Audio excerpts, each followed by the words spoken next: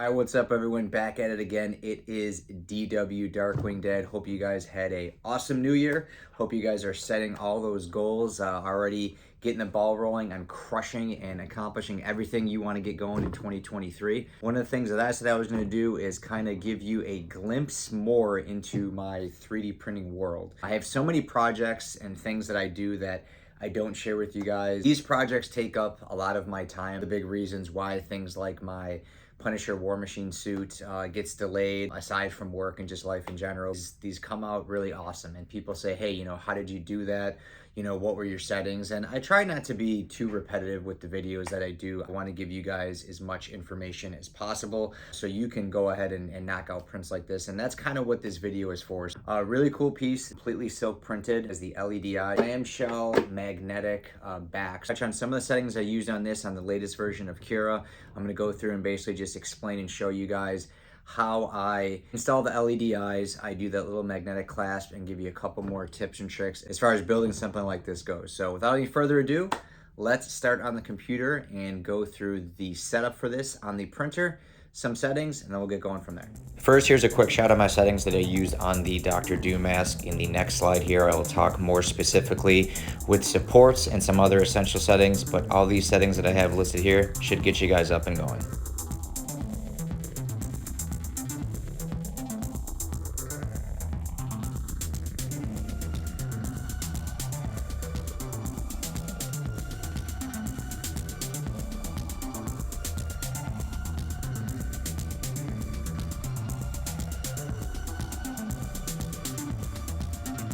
Now that you had a quick glimpse at those settings, let's talk a little bit more about positioning, supports, and some other essential settings in order to get this Doom mask printed.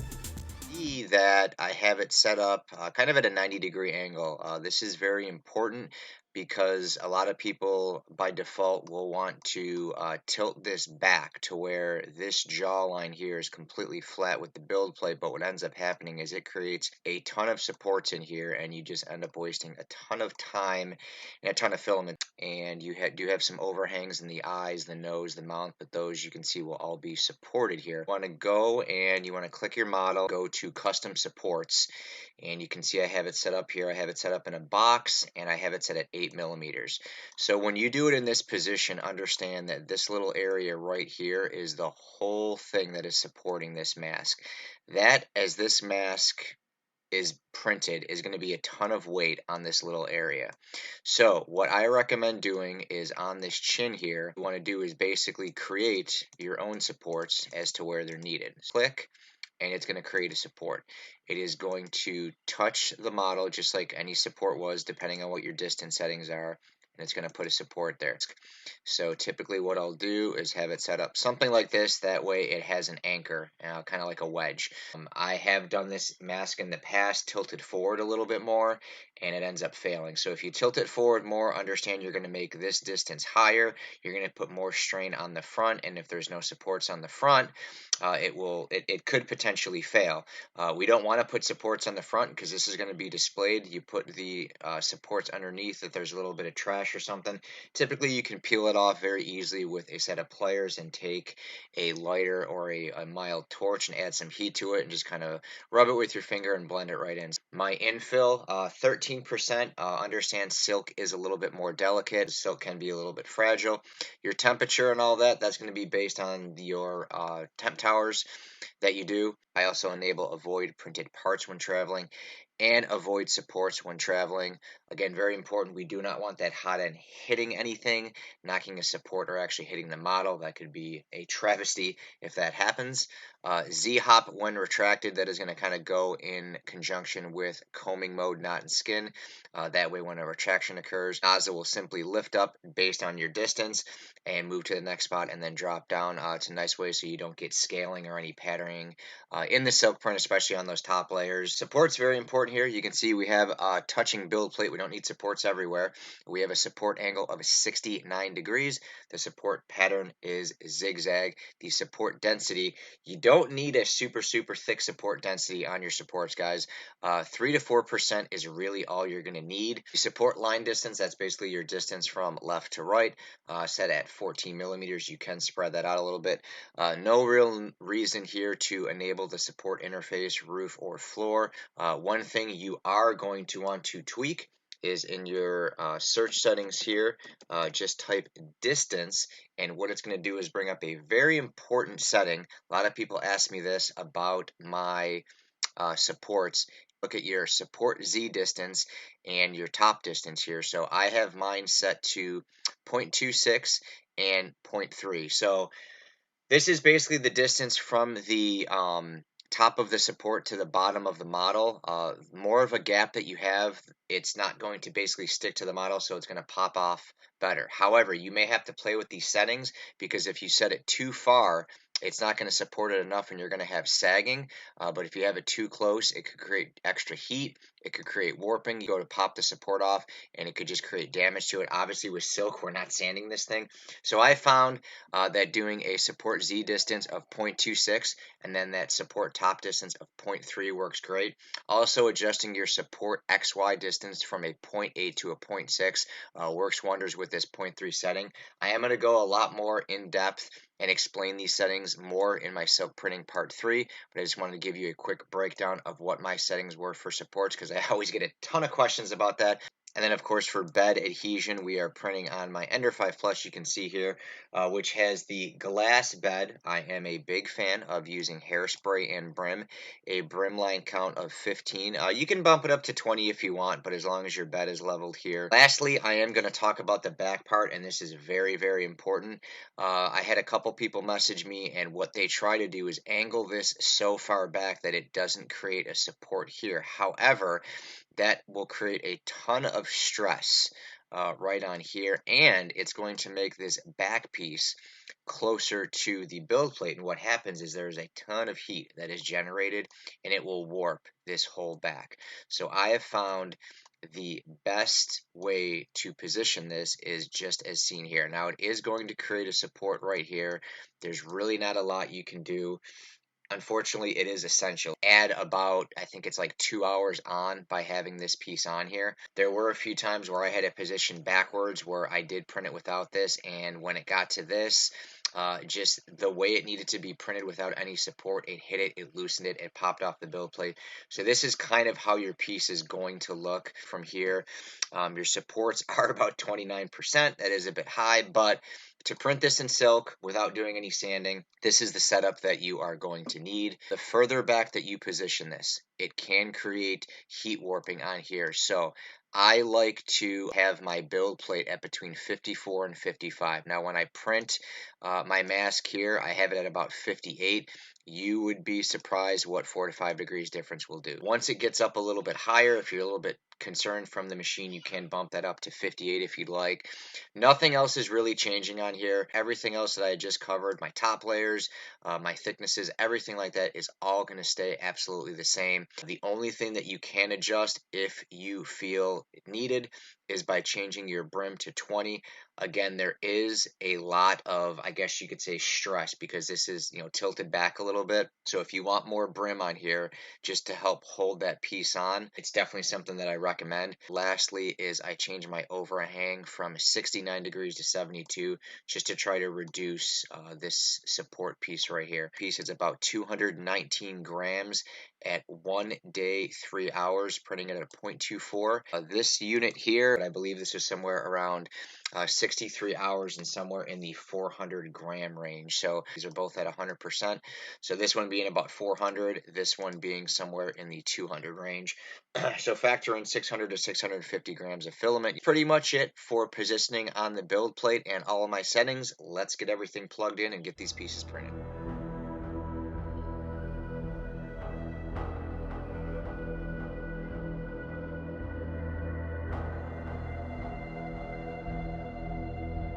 Once your print is complete, you can start by very carefully removing these supports. If you have any areas that have sagging or just look a little bit sloppy, you can take a lighter and simply heat it and rub it with your finger. First thing I like to do on this model is install the LED eyes. I use the very common LED eyes with the AAA battery pack. First thing I do is cut that battery pack off because it's way too big and bulky, and I wire in a smaller battery pack with a CR battery. It houses a 2032. It's still 3 volts, so it lights up the eyes just fine. So once you have the old battery pack cut off, and you can wire and splice in the new one and start getting the eyes mounted. Next, cut the frosted eye covers off the LED eyes. I like to do this with the LEDs on. That's why I can get a nice straight cut. After you have that all set up and you verify that the lights are working, you continue by mounting and gluing your eyes in place. Always look to position them, make sure there's no gaps and they're nice and straight. Pretty straightforward. I'm using the bendable ones, so there's no need to heat those up and mold them or warp them, but just get them in place. A little bit of hot glue goes a long way. Get them nice and straight and secured, and then double check your work.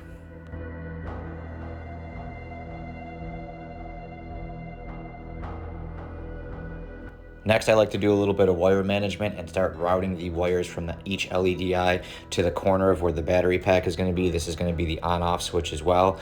So I just start to take a little bit of hot glue, a couple dabs, and just start routing it towards a certain corner. You can see here we have a little bit of excess wire, so what I like to do is kind of trim that down. If you just take it the way it is, it's kind of clumpy and busy and congested, so I trim the wires down to the least amount of wire as possible. That way it's nice and clean. So once everything's all spliced together, I go back to my hot glue, route it in place where I want to, and make sure everything's nice and neat and tidy. Once your wires are routed, you can go ahead and glue that little upgraded battery pack in place.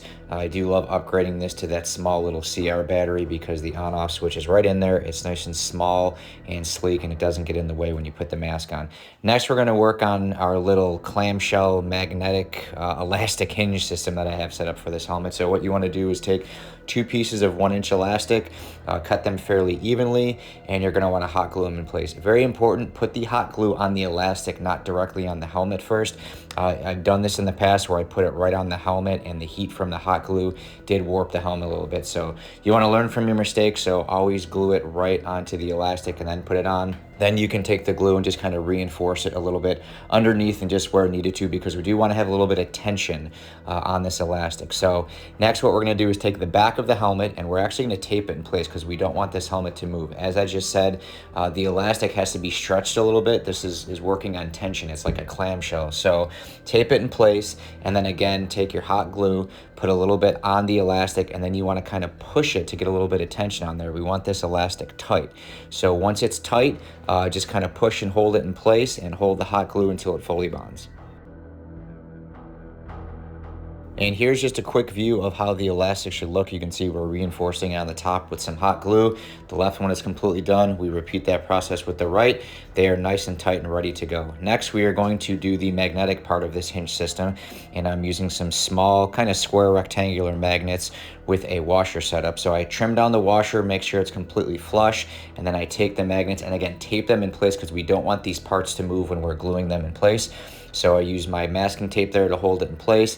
Then I'm going to take my trim down washer, put it on the actual back of the helmet, and use a special 2-part glue, which is like concrete and really holds this stuff in place to better adhere it in place.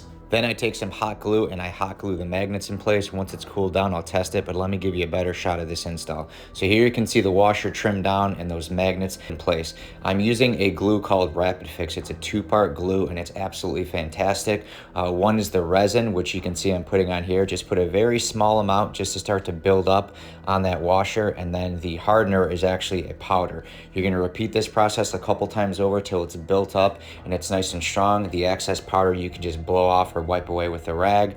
Once that's all good, you can peel the tape away because that washer is going to hold it in place. So you can take the tape off and then you can go ahead and hot glue those magnets in place, and it works absolutely awesome. So you can kind of see here, it works by a little bit of tension, a little bit of pressure, and a little bit of magnetism. Here, let me give you a better look. So here, just a better look of everything here. You can see the wire management, the wires in the eyes, they're hot glued in place. You don't need to go crazy with the glue. You just kind of want to make it look, somewhat symmetrical, and you can cover it with EVA foam and other things like that. But I think the glue is a nice touch. Everything's secure. It turns on and off absolutely nice. Everything looks pretty straight. Again, if you're doing these for commission, always put your best work forward. And now a better look at the hinge system here. So you can see I've got the magnets hot glued in place. You can see those washers there. I even put another small magnet on top of the washer just to increase the magnetism. Those bottom magnets hot glued in place. You can see how firm it is. It's a little bit of pressure. It's obviously magnetism there, but by keeping everything taped in place, nothing shifted, nothing moved around. It's nice and clean. It's nice and tight. You have that tension from the elastic. It pulls it back in, and then the magnet holds it in place. Overall, it's an awesome little setup here, and you can see the helmet looks absolutely great. It's ready to go off to its new owner. All right, guys, well, there you have it. That is the video for the Dr. Doom silk printed helmet I have here. Because when you get your print dialed in, I mean, you really don't have to do, you know, any painting. I mean, it just looks awesome like this. I really enjoy making these. I wanted to go ahead and share this with you. Hopefully you guys enjoyed it. I am working on silk printing part 3. It is a lot more in-depth setting that I use to get prints like this. Positioning, cooling, some upgrades. It's just got a lot of cool, awesome things that are gonna help you get your silk prints looking just like this. So that way when you take silk printing part 1, part 2, and part 3, boom, you'll be knocking stuff like this out every time. I want to thank each and every one of my viewers and subscribers for watching this video. Be sure to give me a thumbs up, drop me a comment. If you have comments, questions, or just want to say what's up, you know, I'll hit you back. If you enjoy all things 3D printing, cosplay, Marvel, DIY, Funko Pops, all the cool things we're doing on this channel, go ahead and click the subscribe button. That's pretty much it for this video, guys. I do have to go ahead and get this packed up because this is actually going to be going to a amateur kickboxer. He's actually going to be wearing this when he walks out to the ring. So hopefully I will have some cool pictures, maybe some video clips and things like that. He's gonna be wearing a DW shirt. He's gonna be repping the Darkwing crew. Hopefully I'll have the pictures, some highlights, and videos for you. Let me know what you think. Give me a thumbs up if you like the video. Drop me a comment. And as always, click that subscribe button if you want to see more. That's a wrap on this one, guys. So for now, DW out. Later.